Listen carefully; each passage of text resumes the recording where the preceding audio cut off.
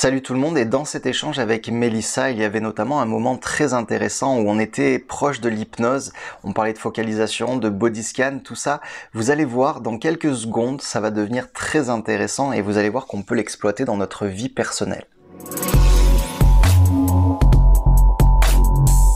faisais le cours Florent parce que c'était l'école où il fallait passer par les cours Florent pour avoir une carrière en France. Mhm. Donc j'étais à Paris et je pense que je me suis beaucoup inspirée. Je lisais énormément des livres avec la technique américaine, Mhm. Stanislavski, Lee Strasberg. Et Donc techniques de jeu d'acteur, c'est ça? c'est ça, des Pour techniques de jeu jouer des d'acteur. rôles?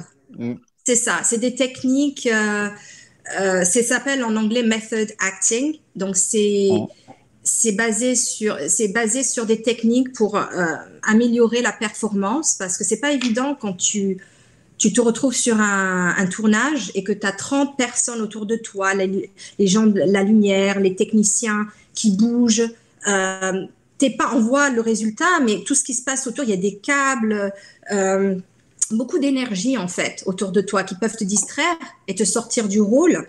Et dans le moment entre action et coupé, tout est bon, c'est le silence et tu es en transe. Tu es en transe, tu es dans le moment, tu es presque. J'arrive pas à expliquer, c'est comme une surréalité. Donc tu C'est joues. exactement pour ça que tu es là aujourd'hui, pour me dire ce mot trans, et ça c'est juste Oui, parfait. d'accord. Oui, alors je vais essayer d'expliquer un petit peu vis-à-vis de ce que je connais et de ce que Oui. les gens qui me suivent connaissent. Euh, Ce que Mélissa essaye de vous expliquer, c'est que à un moment donné, c'est ce que je ressens un petit peu sur scène aussi, c'est-à-dire que c'est vrai qu'on voit pas le début, on voit pas la fin, on est vraiment focus et on voit rien de ce qui se passe autour, on est dans une bulle un petit peu.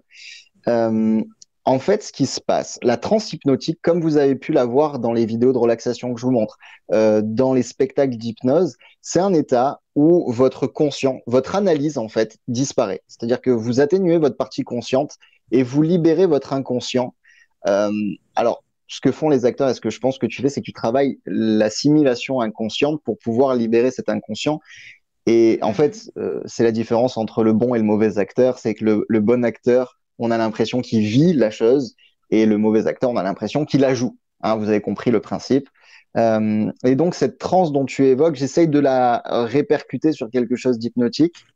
Ça serait Mhm. un petit peu cet état d'hypnose où vous entendez ce qui se passe autour, mais vous l'analysez plus. Vous êtes en fait dans un état où le conscient n'analyse plus ce qui se passe autour. Vous êtes simplement dans un rôle, dans un personnage ou dans un état modifié de conscience, en fait, un état de relaxation. C'est purement de l'état hypnotique, hein, c'est purement la même chose. Hein. Oui. Mhm. Mais c'est exactement ça en fait.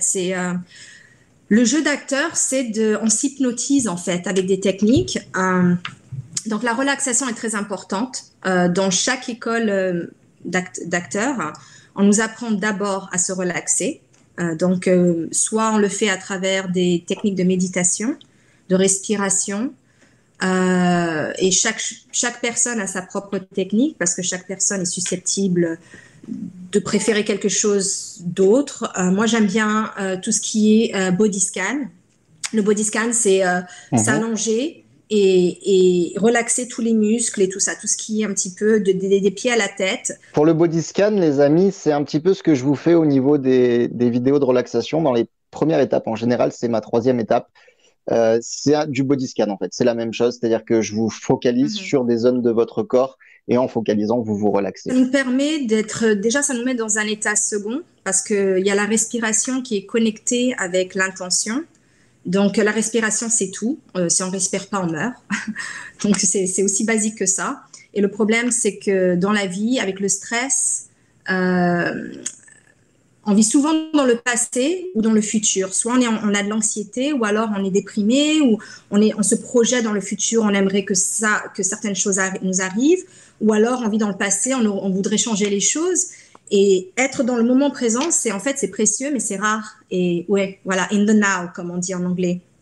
Et donc, du coup, le body scan, ça nous permet de revenir dans le moment présent. Et quand on est dans le moment présent, tout peut arriver. C'est à partir de là où on a une certaine liberté d'expression, de créativité, on a une clarité aussi, on voit mieux ce qui se passe ce qui peut arriver dans le futur et on peut comprendre un peu mieux aussi ce qui se passe dans le passé.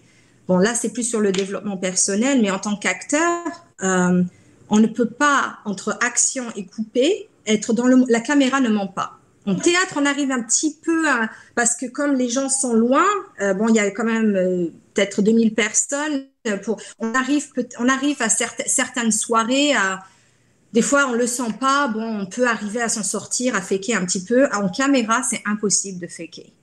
En caméra, on a souvent en fait des plans très proches. On a la caméra sur le visage et tout se passe dans les yeux. Et le moindre mouvement de sourcil, un tic, tout se passe dans le regard en fait. Et donc, parce que c'est très proche et que c'est un gros plan, la technique de cinéma est plus dans la retenue que dans l'expression.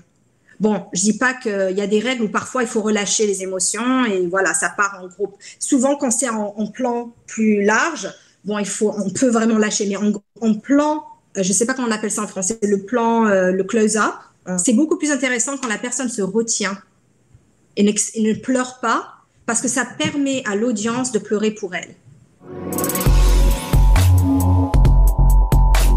Vous retrouvez la chaîne YouTube de Mélissa juste ici et également dans la description.